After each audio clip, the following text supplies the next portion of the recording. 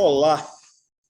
Uma série de violentas ações policiais explodiu na cara dos brasileiros nas últimas semanas. São ações que vão de chacinas, como a da Vila Cruzeiro, no Rio de Janeiro, no mês de maio, onde morreram 23 pessoas, até o caso de Genivaldo, em Sergipe, também no mês de maio, que morreu depois de ter sido trancado no porta-malas de uma viatura da Polícia Rodoviária Federal e submetido à inalação de gás lacrimogêneo. Nos anos de 2020 e 2021, juntos, a polícia brasileira matou 12.557 pessoas. Eu vou repetir. 12.557 pessoas foram mortas pela polícia nos últimos 2 anos. Os números são do Núcleo de Estudos da Violência da Universidade de São Paulo e do Fórum Brasileiro de Segurança Pública. Eu sou Josimar Paraíba e o Opinião Pernambuco de hoje está começando para discutir a atuação da polícia brasileira. Despreparo, falta de treinamento ou uma decisão de governo sobre o uso que se deve fazer do braço armado do Estado. A gente recebe hoje José Luiz Raton, professor e pesquisador do Departamento de Sociologia da Universidade Federal de Pernambuco. Seja muito bem-vindo mais uma vez ao Opinião Pernambuco, professor Raton. É um prazer estar aqui novamente com vocês. Para que não se coloque todas as polícias e instituições policiais no mesmo balaio, eu pergunto, professor, a violência policial é um problema nacional ou é uma questão de alguns estados? Porque, se não é um fenômeno igual para todos os estados, qual seria a polícia que mais mata no país? Rosimar, a questão da violência policial, das formas de violência policial, elas estão associadas a todas as polícias, mas de maneiras distintas.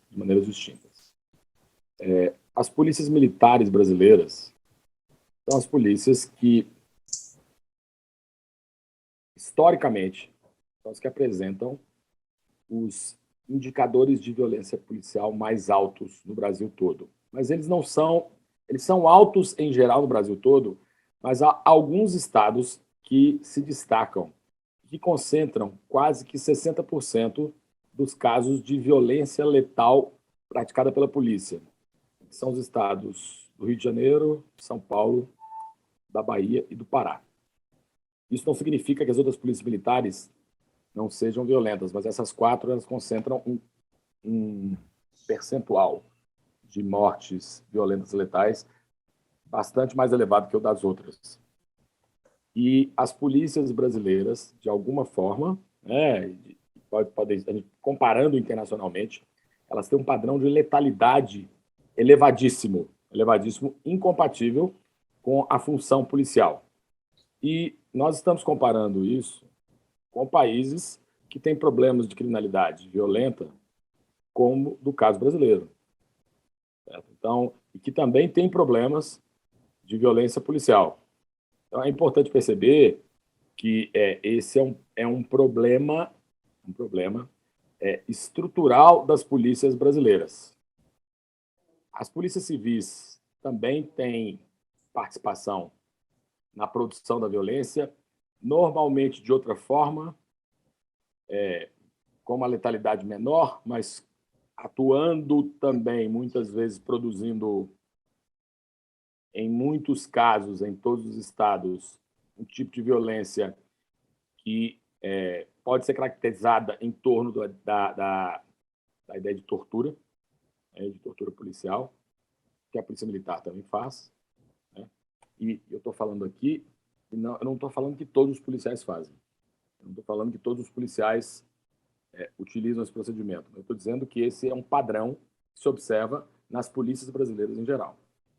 E o caso mais recente, que é um caso surpreendente, porque historicamente a Polícia Rodoviária Federal era considerada uma polícia relativamente blindada contra este tipo de atividade ilegal praticado no exercício do seu ofício, do seu trabalho, mas que vem, nos últimos anos, participando de situações, operações que são operações violentas.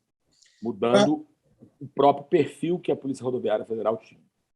E aí uma última nota é o seguinte, é que a violência das polícias, ela não é uma violência que atinge a todos de uma forma igual. Ela tem padrões. Ela atinge os mais pobres, ela atinge as pessoas negras, ela atinge as pessoas periféricas, como se houvesse uma clientela para a violência policial. Uma clientela que revela a desigualdade desse país em outro aspecto. Nós temos a desigualdade socioeconômica, mas nós temos a desigualdade em relação ao direito à integridade física, ao direito a ser tratado de forma digna pela autoridade policial, ao direito de não sofrer violência da autoridade policial. E, efetivamente, a natureza da desigualdade brasileira que se expressa em outras áreas se expressa também no âmbito da atividade policial. Basta observar as pessoas que morreram na Vila Cruzeiro, basta observar a atuação dos agentes da PRF em Sergipe. Essa conversa da gente caminha para a gente questionar a atribuição que é dada, ou que se espera da Polícia Rodoviária Federal. Mas, para situar melhor, para quem está nos ouvindo, uma pergunta bem didática. No Brasil, a gente tem a Polícia Federal, Polícia Rodoviária Federal, Polícia Civil, Polícia Militar, Polícia Civil e Militar em cada um dos estados, né? Além das guardas municipais em algumas cidades. Então, em geral, essa é essa polícia de combate. Então, qual o papel de cada uma dessas corporações policiais que atuam no Brasil? Pode ser em linhas gerais, só para a gente começar essa conversa, ou continuar com ela. Não, as polícias federal e civil, elas têm natureza investigativa. Elas são polícias judiciárias de natureza investigativa. A polícia militar é uma polícia ostensiva, né? A polícia está nas ruas. Da mesma forma que a Polícia Rodoviária Federal é a polícia que está nas estradas. Então, pensando o sistema policial brasileiro, né, nós temos essas 4 organizações policiais, né, mais proeminentes. Efetivamente, né, o que a gente precisa pensar que a questão da violência policial ela precisa ser tratada dentro das polícias, né, de uma forma rigorosa, através de mecanismos de ensino, que são fundamentais, mas também de correição preventiva, né? As corregedorias precisam atuar nesse sentido, né? E de indicação clara dos comandos das polícias de que a força que a polícia pode usar em algumas situações, ela é regulada pela lei. Ela é regulada pela lei. Então, a produção de ordem, ela não pode ultrapassar o que a lei prevê, né? E aí, nesse sentido, as polícias brasileiras muitas vezes ultrapassam enormemente os limites estabelecidos pela lei. E aí se tornam, dessa forma, produtoras de violência contra as populações para as quais elas deveriam produzir segurança como um bem público. A gente sabe que cada polícia, cada instituição policial, vou usar esse termo, tem um treinamento específico conforme o tipo de atividade que ela vai desempenhar. Mas aí eu te pergunto, vamos tentar detalhar pelo menos, a gente já citou o caso do Genivaldo lá em Sergipe, então vamos entender melhor essa situação. De que maneira a polícia brasileira é treinada para lidar com grupos vulneráveis? Uma pessoa surda, por exemplo, ou que sofre de algum transtorno mental que estaria em crise. Existe um treinamento específico, por exemplo, na Polícia Rodoviária Federal, para trabalhar nessas situações? Existe um procedimento operacional padrão? Eu desconheço assim, a especificidade desse tipo de conteúdo sendo ensinado para a Polícia Rodoviária Federal, mas existe um treinamento e que é feito em todas as polícias e existe uma prescrição legal de que a eventual reação de uma pessoa, né, tendo ela digamos assim, uma situação especial ou não, ela deve ser realizada com o uso proporcional, progressivo da força, proporcional à situação. Então, o caso de Sergipe é um caso do uso absolutamente desproporcional da força. Ele foi filmado e ele mostra, inclusive, o uso de uma técnica absolutamente ilegal, né, com o objetivo, né,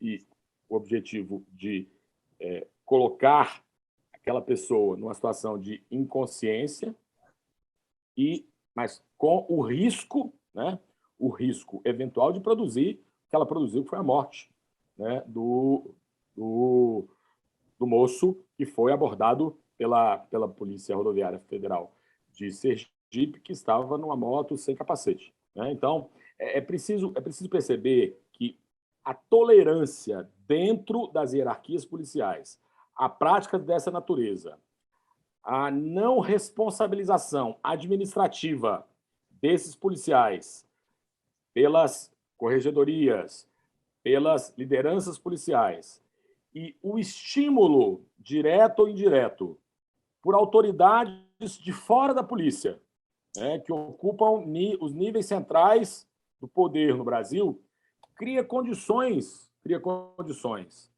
práticas para estimular o desenvolvimento de práticas violentas que se tornam parte de uma cultura policial, mas de forma absolutamente incompatível com a cidadania e com a civilização. Você falou da corregedoria, então, a gente tem no centro a ação policial, o fato do que aconteceu com o Genivaldo. A corregedoria estaria agindo no posterior a esse ato, e no anterior a esse ato, a gente tem a preparação do policial. E aí, nesse sentido da preparação, eu te pergunto, a gente está num país em que 70% das pessoas vítimas de homicídio são negras, o que está diretamente ligado a uma questão racial e a seletividade do sistema de justiça, já que esses 70% negros são 100% pobres. Aí eu te pergunto, a Polícia Rodoviária Federal, nesse contexto, esses homicídios que eu estou falando são homicídios praticados pela polícia. Nesse contexto, a Polícia Rodoviária Federal retirou a disciplina de direitos humanos do curso de formação de agentes, que em 2018, essa preparação era de 30 horas aulas. 30 horas aulas, quando existia. Que reflexo isso pode ter na ação da polícia? A falta de um curso como esse na preparação. Eu acho que esse curso é necessário, ele é fundamental, ele tem que estar na estrutura de qualquer formação policial, de qualquer nível, mas mais do que isso, é preciso pensar e desenvolver com os policiais em formação e atualizando os policiais que já estão na polícia há algum tempo, como traduzir nos procedimentos práticos da atividade policial respeito aos direitos humanos, na abordagem, né, no trato, né, nas formas de contenção. E existe técnica policial para isso, porque nós precisamos traduzir os princípios dos direitos humanos em termos das técnicas policiais. E não apenas é preciso tratá-los no plano abstrato, mas é preciso tratá-los também no plano prático. Uma abordagem civilizada, moderada, que respeita direitos do ponto de vista técnico, ela garante os direitos humanos. Ela garante a realização dos direitos de todas as pessoas. Garante a integridade física das pessoas. Garante o direito à vida das pessoas. E as polícias existem para garantir o direito à vida, à integridade física e à segurança das pessoas. Então, agora, a tolerância dentro das polícias e fora delas, em setores da sociedade, e também em certos setores, né, digamos assim, do campo político governamental, ela é não só tolerante, como ela estimula o uso da violência das polícias contra certos tipos de pessoas, como se fosse possível tolerar a violência policial. Eu não estou dizendo de situações em que o policial precisa garantir a sua vida em legítima defesa, se defende, ou ele é vítima de defesa de outrem também, produz um ato violento, mas numa situação que é muito específica. Eu estou dizendo como uma espécie de tecnologia padrão, em algumas situações, a violência é utilizada contra certos tipos de públicos, homens, jovens, negros. Basta observar no Brasil inteiro como é feita a revista policial, o famoso baculejo, na entrada dos estádios, com pessoas negras. Né? A chance de eu ser revistado de uma forma violenta por um policial na entrada de qualquer estádio, de qualquer grande cidade brasileira, é muito diferente da forma como jovens negros são revistados, humilhados, desrespeitados por policiais que muitas vezes também são homens jovens negros. E aí nós temos um aparente paradoxo, mas é a internalização por outras vias, que não necessariamente é dos cursos de formação, mas essa formação na rua, de que essas pessoas são perigosas, de que essas pessoas são matáveis, apanháveis, de que essas pessoas elas podem ser objeto da violência, seus corpos podem ser objeto da violência do Estado ou daqueles setores do Estado que existem para protegê-las da violência eventual. Eu posso dizer que já fui exemplo disso. A gente faz uma parada rápida para o intervalo. A Opinião Pernambuco volta, já falando da atuação, falando da atuação da Polícia Brasileira em ações recentes e como a política de segurança pública do governo federal pode ser determinante na violência policial do país. É um instante só.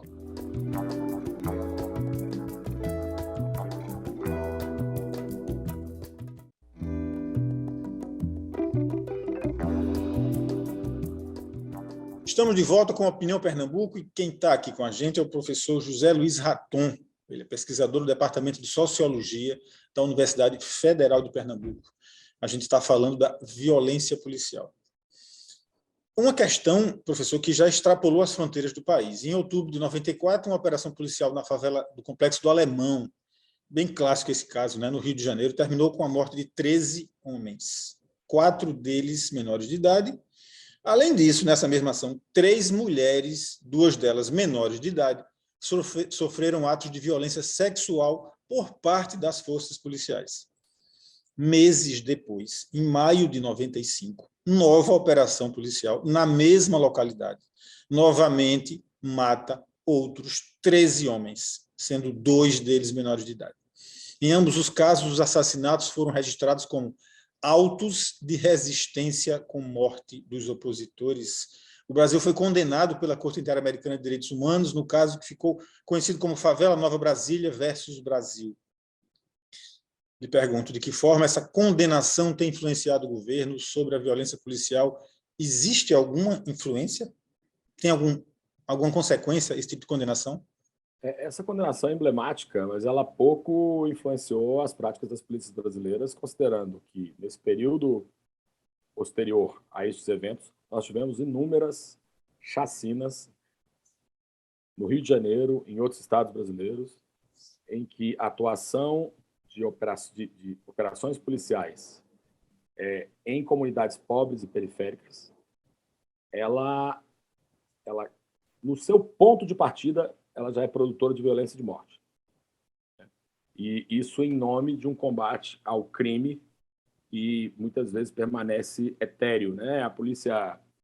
Uma polícia preparada, ela lida com inteligência, ela lida com informação, ela lida com articulação de sistemas, ela lida com formas de proximidade com a comunidade que permitem tratar de grupos armados ou grupos criminosos de uma maneira que minimize ao máximo a possibilidade de um conflito e produza morte de pessoas, sendo elas criminosas ou não. Né? Esse debate, por exemplo, mas todos que morreram foram criminosos, isso não interessa. Cabe ao Estado garantir a vida de todas as pessoas. Eventualmente, se existe algum tipo de atuação de grupos criminosos que coloquem em risco a vida das polícias, existe a prescrição de um tipo de resposta, mas o que a gente observa nessas situações todas é que raramente algum policial é meramente ferido, e que essas operações são operações que são praticamente operações de extermínio em que os policiais chegam para matar, e de forma indiscriminada nessas comunidades e reproduzindo uma forma perversa de atuação de setores do Estado brasileiro que são absolutamente desiguais em relação às populações que são objeto das suas ações. A gente já citou alguns exemplos aqui, vou só relembrar outros. Tem um recente também, que é essa ação do novo cangaço, como eles estão chamando lá no sul de Minas, e fecha a cidade e toca o terror. A gente tem isso, a gente tem recorde de mortes em ações policiais, a gente tem... Eu queria fazer duas perguntas. A primeira é se a Polícia Rodoviária Federal está tendo uma mudança de atribuição quando ela dá apoio operacional tático às polícias estaduais, nesses casos específicos foi o que aconteceu, do sul de Minas, e de que forma isso é resultado de uma política de segurança pública desenvolvida no Brasil, no governo Bolsonaro.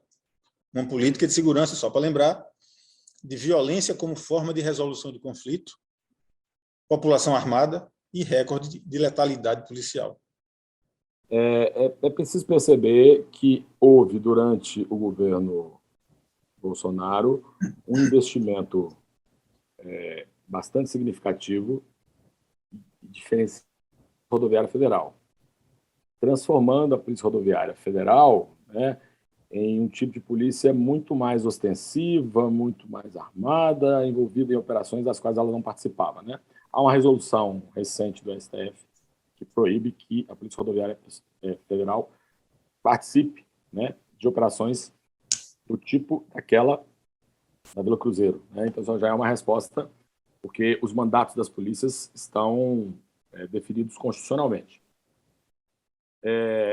Obviamente, nós temos que pensar outras coisas aí. Esse atual governo federal, que se elegeu em torno, né, de uma exacerbação da pauta de segurança através de uma promessa de medidas duras contra o crime, que criou uma estratégia de pânico moral, mas que, do ponto de vista prático, não construiu para as próprias polícias, né, um ambiente de coordenação, de articulação, de formação, de valorização. A atual administração federal, ela não tem uma política de segurança, uma política pública de segurança que articule os níveis federal, estadual e municipal, que tenha um fundo, né, de segurança pública que permita auxiliar os estados a construir políticas de coerção qualificada, mas usando a inteligência,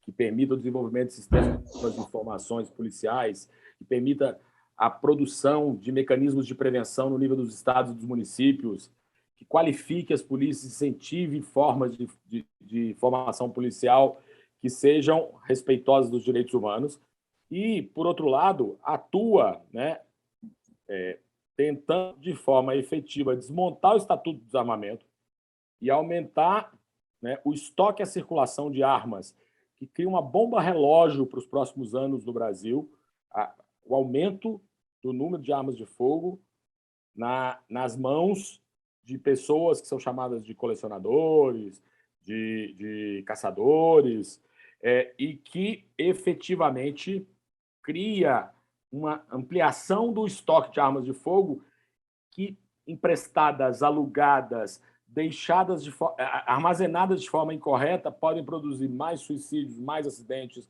mais homicídios.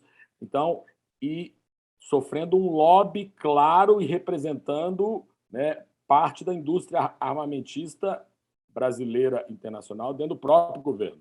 E, além disso, um discurso que a figura presidencial não poderia encarnar, de incentivo à resolução de conflitos entre as pessoas de forma violenta, transformando algumas pessoas em cidadãos de bem e outras em bandidos, o que estimula as pessoas na ponta a agirem de forma violenta, ou parte das pessoas, né? Então, nós temos uma situação perversa de ausência de política pública de segurança, um discurso que estimula a violência e uma legislação, uma produção de decretos, inclusive de forma que é questionada por muitos juristas, se era propriedade do executivo, se era próprio executivo fazer esse tipo de produção de decretos, que estimula o aumento do número de armas de fogo num país que é desigual, que tem um histórico de violência, em que está andando na contramão de tudo que está fazendo fora do Brasil, em todos os lugares do mundo,